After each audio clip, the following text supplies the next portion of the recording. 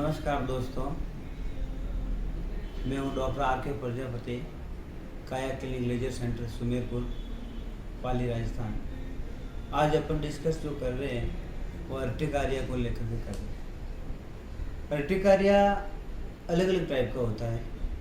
एक होता है राउंड अर्टिकारिया, एक होता है लाइनर अर्टिकारिया, एक होता है ड्रॉपलेट अर्टिकारिया और एक होता है साइलेंट अर्टिकारिया।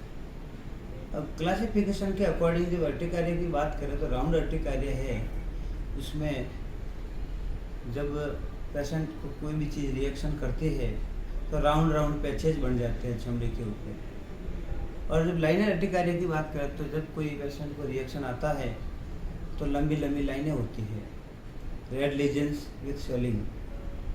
ड्रॉपलेट अर्टिकारिया की बात करें तो ड्रॉपलेट अर्टिकारिया में पेशेंट को इचिंग के साथ में छोटी छोटी बूंदें होती हैं, स्किन के ऊपर बूंदों के रूप में इचिंग आती है और बूंदें जो है वो रह जाती है।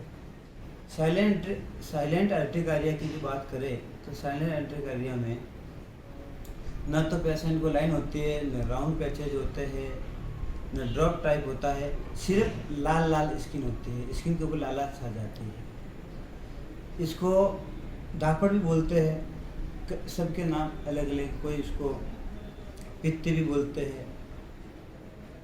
अर्टिकारिया होने के कई कारण हैं। जब बॉडी हिस्ट्री नॉर्मल नहीं हो तो भी अर्टिकारिया रिएक्शन हो सकता है, जैसे नाक कान गले में इन्फेक्शन, एक्सीडेंटल कोई राड डाली हुई हो, सड़ रही हो अंदर, तो उसके कारण भी हो सकता है, या बैक्टीरियल इन्फेक्शन होने के कारण भी अर्टिकारिया रिएक्शन हो सकता है। इंसेक्ट बाइट कुछ होने के कारण भी अर्टिकारिया रिएक्शन हो सकता है। और कई बार कुछ खाने पीने में आती है कोई चीज़ें, फूड रिएक्शन, फूड पॉइजनिंग, तो भी अर्टिकारिया रिएक्शन हो सकता है। ड्रग रिएक्शन को लेकर के भी अर्टिकारिया रिएक्शन हो सकता है। अर्टिकारिया रिएक्शन नॉर्मली एंटीहिस्टामिनिक मेडिसिन देने से रुक जाता है, पर कई बार ऐसा होता है कि पेशेंट एंटीहिस्टामिनिक बहुत सी ले लेता है, उसके बावजूद भी अर्टिकारिया रिएक्शन नहीं बनता है, रेड लीजन्स वैसे के वैसे ही रहते हैं। तो कई बार ब्लड टेस्ट के माध्यम से उसका आईजी लेवल चेक करना पड़ता है, डब्ल्यूबीसी भी चेक करने पड़ते हैं। तो ऐसी स्थिति में पेशेंट के डब्ल्यूबीसी बैक्टीरियल इन्फेक्शन ब्लड में पहुंच जाता है, तो उस टाइम उस डब्ल्यूबीसी को कंट्रोल में करना ज़रूरी होता है। आईजी लेवल जब बढ़ जाता है तो हायर एंटीहिस्टामिनिक भी देनी पड़ती है। एंटीहिस्टामिनिक की डोज पेशेंट के बॉडी वेट के अकॉर्डिंग देनी पड़ती है। एक एंटीहिस्टामिनिक काम नहीं करता आईजी लेवल को कंट्रोल करने के लिए, 2 बार भी देनी पड़ती है कई बार। अब अर्टिकारिया रिएक्शन 99% जो कारण रहे हैं उसमें खाना पीना, बॉडी हिस्ट्री नॉर्मल नहीं होना, इंसेक्ट बाइट, और कई बार इनहेलर्स भी रहते हैं। इनहेलर्स के कारण भी अर्टिकारिया रिएक्शन रहता है, जैसे धूल मिट्टी, उससे रेस्पिरेटरी सिस्टम में भी प्रॉब्लम होती है, छींके आना। कई बार इतना होने के बावजूद भी पेशेंट के 10-10, 15-15 साल तक अर्टिकारिया रिएक्शन चलता है। पेशेंट खुद भी पता नहीं कर सकता है कि किससे हो रहा है। खास करके खट्टी चीज़ें खाने से भी होता है। पेशेंट कई बार काफ़ी कोशिशों के बाद में थक जाता है, फिर भी उसको पता नहीं चलता कि मुझे कौन सी चीज़ से रिएक्शन है।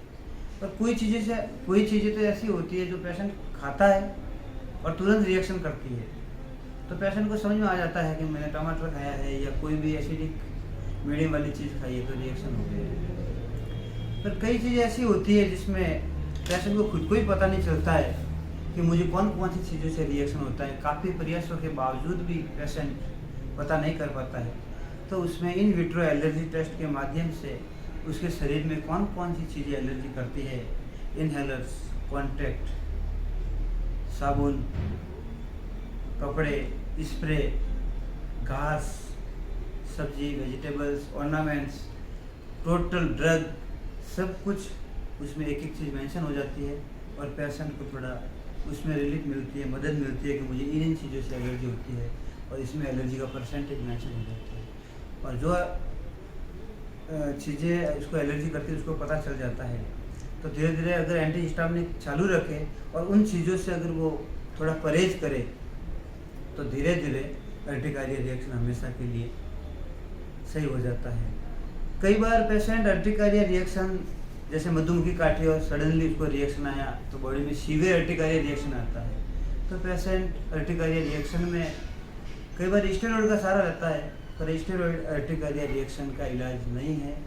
उसको पता करना पड़ेगा कि किस पेशेंट को कौन सी एलर्जी है, किससे है, कॉन्टैक्ट से है, इनहेलर से है, फूड से है, किससे है, वो पेशेंट खुद को ही पता करना पड़ता है। इसलिए पेशेंट को साबुन बिना केमिकल वाले 2 टाइम स्नान करना है। जिम या कसरत योगा करने के बाद में स्नान करना है।